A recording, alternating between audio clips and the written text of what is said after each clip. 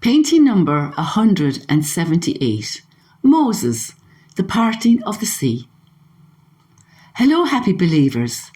The following is the account of the parting of the sea in Exodus chapter 14, verses 15 to 31. Then the Lord said to Moses, "Why are you crying out to me?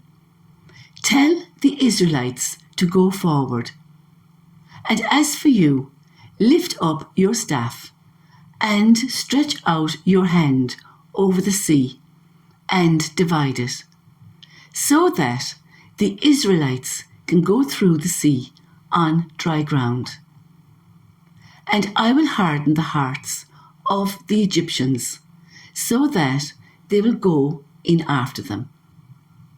Then I will gain honour by means of Pharaoh and all his army and chariots and horsemen. The Egyptians will know that I am the Lord when I am honoured through Pharaoh, his chariots and his horsemen." And the angel of God, who had gone before the camp of Israel, withdrew and went behind them. The pillar of cloud also moved from before them and stood behind them, so that it came between the camps of Egypt and Israel. The cloud was there in the darkness, but it lit up the night. So all night long, neither camp went near each other. Then Moses stretched out his hand over the sea, and all that night the Lord drove back the sea with a strong east wind that turned it into dry land. So the waters were divided, and the Israelites went through the sea on dry ground, with walls of water on their right and on their left. And the Egyptians chased after them, all Pharaoh's horses, chariots, and horsemen, and followed them into the sea. At morning watch, however, the Lord looked down on the army of the Egyptians from the pillar of fire and cloud, and he threw their camp into confusion. He caused their chariot wheels to wobble, so that they had difficulty driving. "Let us flee from the Israelites," said the Egyptians, "for the Lord is fighting for them against Egypt." Then the Lord said to Moses, "Stretch out your hand over the sea, so that the waters may flow back over the Egyptians and their chariots and horsemen." Moses stretched out his hand over the sea, and at daybreak the sea returned to its normal state. As the Egyptians were retreating, the Lord swept them into the sea.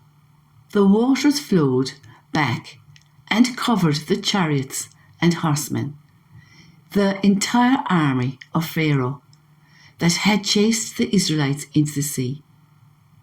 Not one of them survived, but the Israelites had walked through the sea on dry ground, with walls of water on their right and on their left.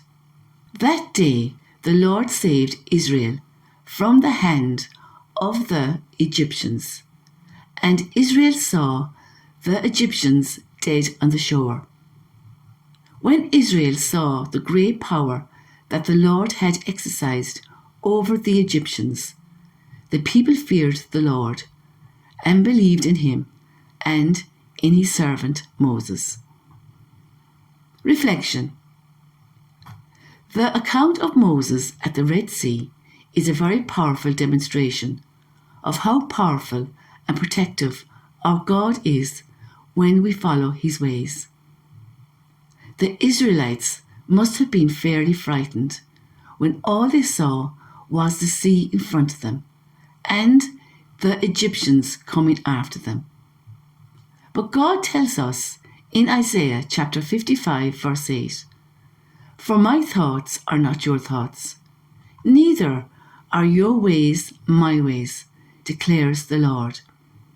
For as the heavens are higher than the earth, so are my ways higher than your ways, and my thoughts than your thoughts.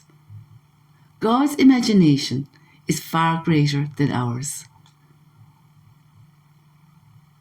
So when we come to a dead end, see a hopeless situation, or are experiencing a huge problem, we can think of Moses, where God had a solution, one that we would never have thought of or imagined. The Lord said to Moses, "Lift up your staff and stretch out your hand over the sea and divide it, that the people of Israel may go through the sea on dry ground." Exodus chapter 14, verse 16. Moses had to trust and be obedient. Showing his faith in action resulted in an extraordinary miracle. Rather than the Israelites having to work it all out for themselves, instead they were told, "Don't be afraid and stand firm and see how the Lord will save you today," saying, "God will work it out." Telling them the Lord will fight for you. They only need to be silent. Sometimes we try to figure it all out, looking for answers. We play God, thinking it is all up to us. But no, clearly demonstrated here, we need to step out of the way and let God be in control, allowing God to play God. In other words, we surrender our life situations to God and let Him handle them to get amazing results. Then to all the people he said, "Fear not, stand firm, and see the salvation of the Lord, which He will work for you today." Exodus chapter 14, verse 13. The Lord will fight for you, and you have only to be silent. Exodus chapter 14, verse 14. Please like, subscribe and share so we can all live our wonderful Catholic faith together in all its richness. Next painting, very, very soon. Watch this space. Until then, remember, surrender.